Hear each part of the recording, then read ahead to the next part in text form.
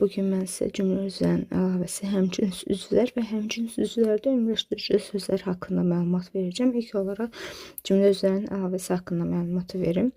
Cümlədə özündən əvvəl gələn üzvü izah edib aydınlaşdıran, konkretləşdirən sözlər, cümlə və yaxud da söz birləşmələri cümlə özünün əlavəsi deyilir. Misal üçün deyim.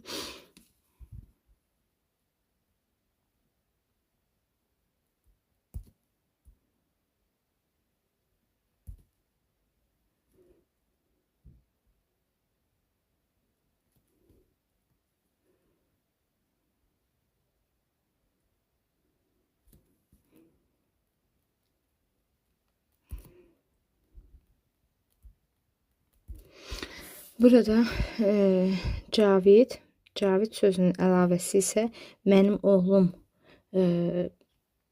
deməli söz birləşməsidir. Cavid sözünü izah edir, aydınlaşdırır, konkretləşdirir mənasını. Əlavə cümlə özünün hansı üzvə aidsə ondan sonra həmişə sonra gəlir və əlavədən əvvəl ya tire ya da vergül işarəsi qoyulur. Əlavənin olduğu üzvə əlavəli, yəni əlavəsi olan üzv deyilir. Qeyd edim ki, cümlə özünün əlavəsi ayrıca cümlə özü hesab olunmur. Aid olduğu cümlə özü ilə birlikdə cümlənin bir üzvü hesab olunur. Həmin cümlə özünün sualına cavab verir. Onun qrammatik xüsusiyyətlərini daşıyır. Deməli, əlavələr izah etdiyi sözdən bayaq da qeyd etdik ki, əsasən tire ilə, bəzən də vergüllə ayrılır. Deməli, birinci və ikinci şəxs əvəzlikləri ifadə olmuş mübtədanın əlavəsi xəbərlə şəxsə görə bəzən uzlaşmır. Bu zamanı əlavənin hər iki tərəfində vergül işarəsi qoyulur. İndi ona aid bir nümunə yazması üçün. Misal üçün, mən yazıram ki, mən Şərifova Turac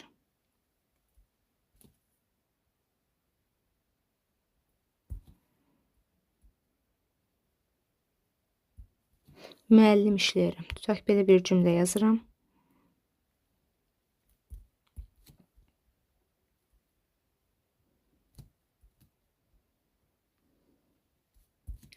Bu zaman dediyimiz kimi baxaq. Deməli, əlavənin hər iki tərəfində vergül işarəsi qoyulur və əlavə Şərifova Turac mən sözünün əlavəsidir. Xəbərlə şəxsə görə uzlaşmır. Baxırıq, Şərifova Turac üçüncü şəxsin təkindədir, xəbər isə birinci şəxsin təkindədir. Çünki mən sözü birinci şəxsin təkindədir. Deməli, əgər birinci və ikinci şəxs əvəzliklə ifadə olmuş mübtədanın əlavəsi xəbərlə şəxsə görə uzlaşmır. Bu zaman bayaq da qeyd etdiyimiz kimi, baxaq bu hissələrdə, yəni əlavənin hər iki tərəfində vergül işarəsindən istifadə olunur. Hər bir əlavənin ayrıca təyin edicisi ola bilər. Misal üçün, tutaq ki, deyirəm ki, belə bir cümlə yazım.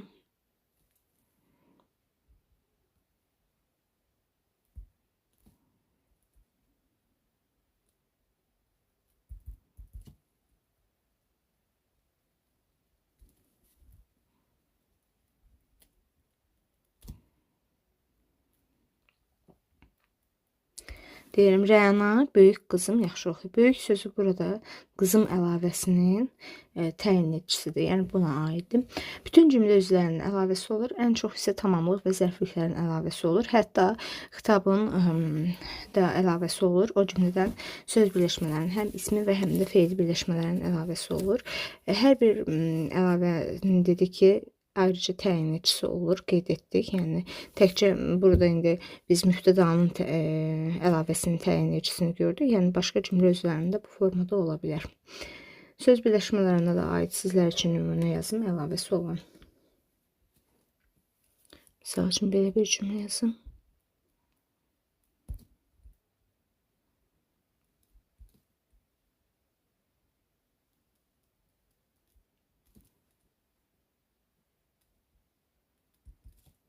Burada bax. Deməli, söz birləşməsinin asıl tərəfinin evinə sözü, bu söz birləşməsinin əsas tərəfidir. Söz birləşməsinin deməli bu asıl tərəfidir. Onun əlavəsi işlənib ata sözü ilə ifadə olunur. Bəzən əlavələrdə yəni bağlayıcısından da istifadə olunur. Yəni bağlayıcısından əvvəl bu zaman vergül işarəsindən də istifadə olunur. Misal üçün nümunə qeyd edim.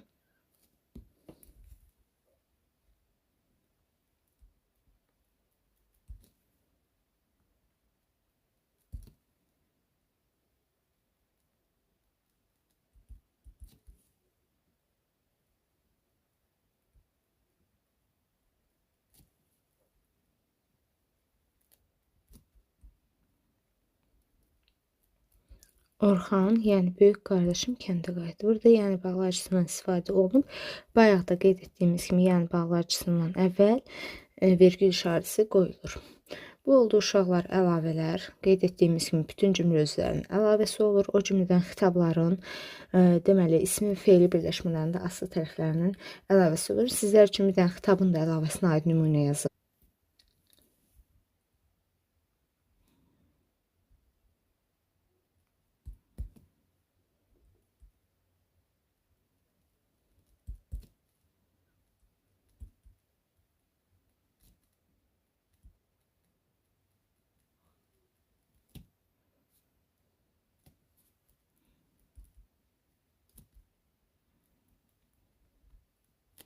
Burada E2 sözünün bizim xilaskarımız sözü əlavəsidir və xitabdır. Yəni təkcə cümlə üzvü olanların deyil, cümlə üzvü ola bilməyən sözlərin də əlavəsi olur. Bunlara da aiddir xitablar. Cümlənin həmcins üzvləri eyni üzvlə bağlı olub, eyni suala cavab verən bərabər hüquqlu üzvlərə deyilir. Cümlənin müxtəlif üzvləri arasında tabiilik əlaqəsi olduğu kimi tabiisizlik əlaqəsi də ola bilər. Qeyd edeyim ki, tabiilik əlaqəsi deməli mübtəda, tamamlıq və zərfliklər arasında heç bir sintaktik əlaqə olmur. Tabiisizlik əlaqəsi isə bütün cümlə üzvləri arasında ola bilər. Yəni həmcinslik bütün cümlə üzvləri arasında yarana bilər. Həmcins üzvlər bir-biri ilə ya intonasiya ya da tabiisizlik bağlayıcıları ilə bağlanırlar və İntonasiya ilə bağlandıqda o cümlədən ilə və bağlayıcılarından və bir də ilə bağlayıcılarından başqa, bu iki başqa bağlayıcıdan başqa qalan bağlayıcılarla həmcins sözlər bir-birinə əlaqə yaratdıqda vergül işarəsindən istifadə oluna bilir. Daha doğrusu istifadə olunur. Həmcins sözlər bir-biri ilə tabiisi əlaqəsində olsalar da, yəni onlar aid olduqları üzvlərlə tabiilik əlaqəsində olurlar. Gəlin nümunə qeyd edeyim həmcins üzvlərlə bağlı. Misal üçün deyirəm ki, mən və qardaşım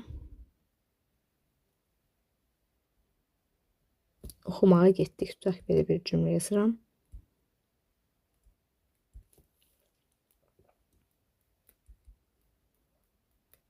Burada mən və qardaşım sözləri həmcins mübtədalara aiddir. Qeyd edeyim ki, təyinlər həmcins olmaqla yanaşı qeyri-həmcins də ola bilər. Yeganə cümlə üzvüdür ki, təyin qeyri-həmcins də ola bilər. Bu zaman biz necə fərqləndiririk ki, yəni cümlədə qeyri-həmcins var. Müəyyən qədər yanaşı işlənən təyinlərdən biri digərini izah edir. Yəni biz onu rahatlıqla hardan bilək? Onu bilmək üçün bilmək lazımdır ki, həmcins təyinlər arasında ya və bağlayıcısı ya da ki, vergüldən istifadə olunduğu halda, yəni bağlayıcı və yaxud da vergüldən istifadə edirik. Lakin qeyri-həmcins deməli, qeyri-həmcins təyinlər arasında isə nə bağlayıcı, nə də ki, vergül işarəsi qoymuruq. Misal üçün belə bir cümlə yazıram. Tutaq ki, belə bir cümlə yazıram. O gözəl qız mənim dostumdur.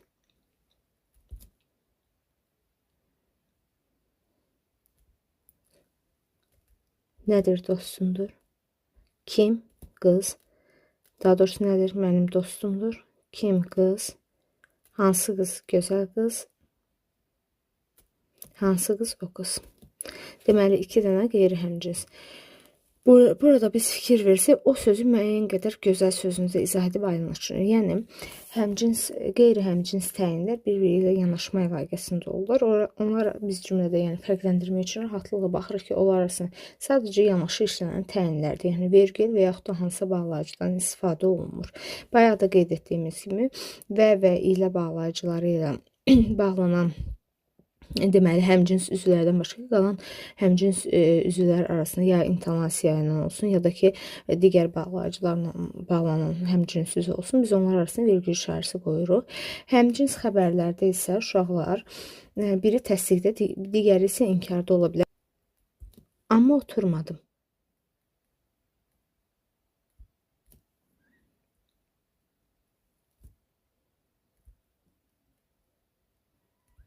Ne etdim, gəldim, ne etdim. Oturmadım. Kim? Mən. fikrin hər ikisi də, hər iki xəbərdə mübtədanı izah edir, lakin biri təsdiqdə, biri isə inkardadır. Hər bir həmcins sözün ayrıca təyini ola bilər. Misal üçün, həmcins mübtədalarda ayrıca təyinləri ola bilər və yaxud da birinin təyin edicisi ola bilər. Qeyd edim ki, uşaqlar yoxla deyil tipli sözlərdə cümlənin həmcins xəbər məqamında çıxış edə bilər. Misal üçün deyirəm ki, bu hədiyyə sənin üçün deyil, qardaşım üçündür. Tutaq ki, belə bir cümlə yazıram.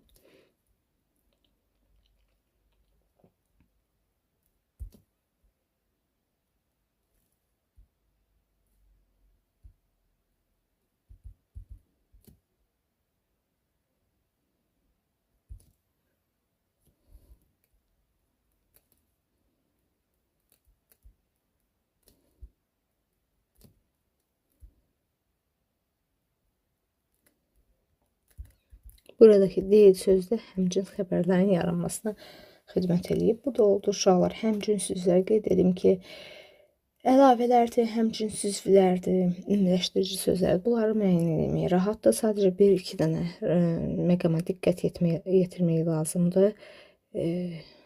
Həmin o məqamlarda mən sizlər üçün izah etdim. İndi isə sizlər üçün ümumiləşdirici sözləri, həmcins sözlərdə ümumiləşdirici sözləri izah edəcəm. Həmcins sözlərin hamısına aid olub, onları ümumiləşdirən sözlərə deməli ümumiləşdirici sözlər deyilir. Ümumiləşdirici sözdə biz bayaq əlavələr haqqında danışanda dedik ki, əlavə həmişə cümlə özündən aid olduğu üzvdən sonra gəlir. Amma ümumiləşdirici sözlər həm həmcins üzvlərdən sonra həm də əvvəl gedə bilər. Biz həm də əlavəni həmcins üzvə aid etmədik də, istənilən bir cümlə özünə aid eləmişdik. Amma ümumiləşdirici sözlər mütləq və mütləq nəyə aid olmalıdır? Həmcins üzvlərə aid olmalıdır. Misal üçün deyirəm ki, hamı.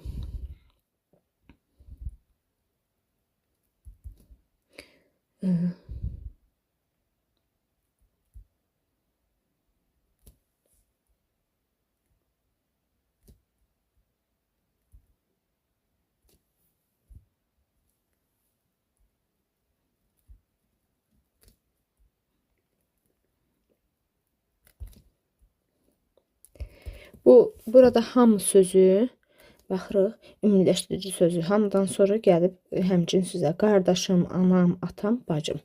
Deməli, ümumiləşdirici sözlər həmcins üzvlərdən əvvəl gəlib, deməli, ondan sonra qoşa nöqtə işarəsi qoyuruq.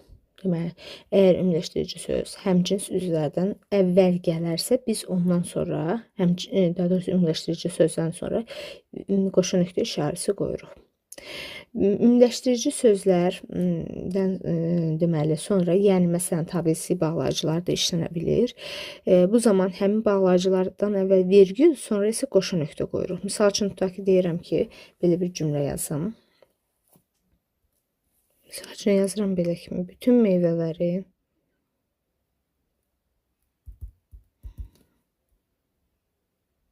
daha doğrusu bütün meyvələr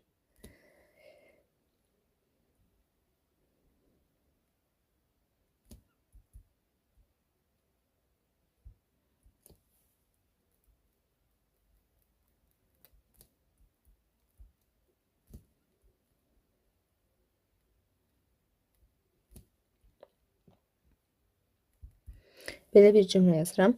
Deməli, bütün meyvələr ümumiləşdirici sözü. Biz dedik ki, ümumiləşdirici sözlərdən sonra bəzən yəni məsələn bağlayıcılar işlənə bilər. Həmin bağlayıcılardan və bura baxırıq. Həmin bağlayıcıdan əvvəl vergül, sonra isə qoşa nöqtə işarəsi qoyuruq, sonra isə həmcins sözlər gəlir. Deməli, bəzən həmcins ümumiləşdirici sözlər həmcins sözlərdən sonra da işlənə bilir.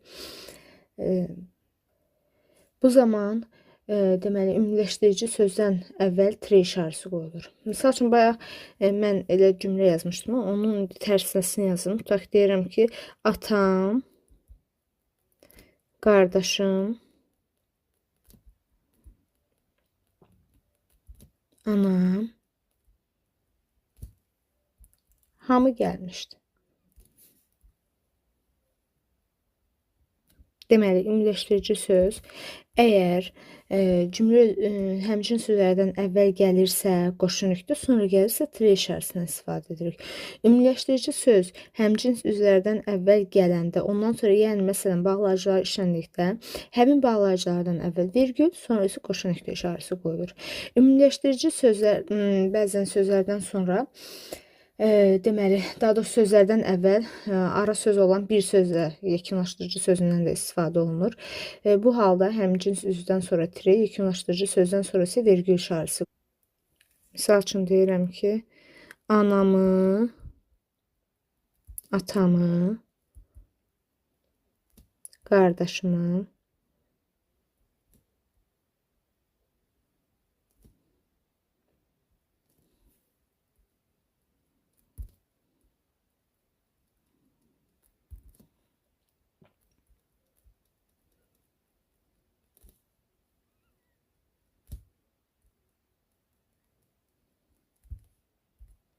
bayaq nə dedim uşaqlar? Dedim ki, əgər həmcins ümumiləşdirici söz sonra gələrsə, həmcins sözlərdən sonra gələrsə, ümumiləşdirici sözlərdən əvvəl bir sözlə yekunlaşdırıcı söz işlənə bilər. Deməli, bu zaman həmin yekunlaşdırıcı sözdən əvvəl tire işarəsi, sonra isə vergül işarəsi olur. Bax, anamı, atamı, qardaşımı həmcins sözlər, bir sözlə yekunlaşdırıcı söz, hamının sözü isə burada ümumiləşdirici söz kimi işlənəcəkdir. Onu da qeyd edeyim ki, uşaqlar, həmçinin sözlərdə müəyyən hissəciklər və yaxud da şəkilçilər ixtisar oluna bilər. Bu hal şəkilçiləridir. Cəm, mənsubiyyət, şəxs xəbərlik şəkilçiləridir. Deməli, idi, imiş hissəcikləri, o cümlədən ilə üçün ötürü qoşmaları da həmçinin sözlərdə ixtisar oluna bilər. Misal üçün, tutaq ki, deyirəm ki, belə bir cümlə yazım. Dəftər və qələmi yerinə qoy.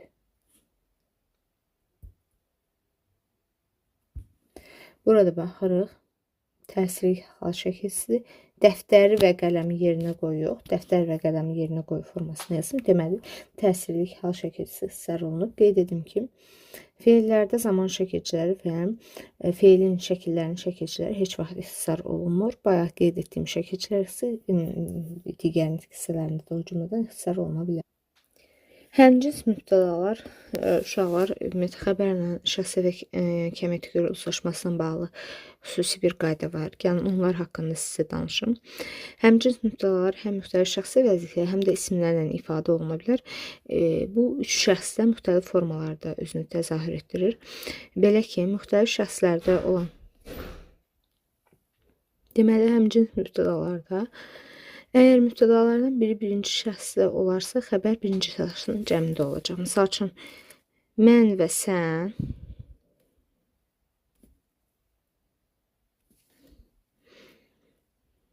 işi yekunlaşdırmalıyıq.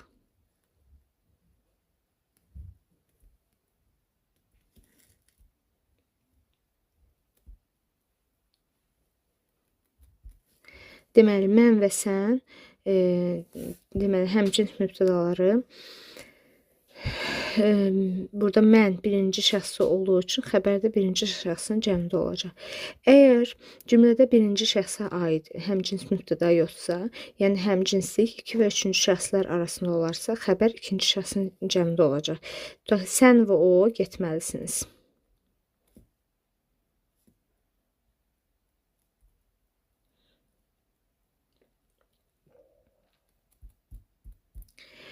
Əgər həmcins mübtədalar üçüncü şəxsdə olan sözlərlə ifadə olunarsa, bu zaman deməli, xəbər üçüncü şəxsin cəmində olacaq. Misal üçün, tutaq ki, bunları silək, başqa bir cümlə yazaq. Tutaq ki, deyirəm, oğlum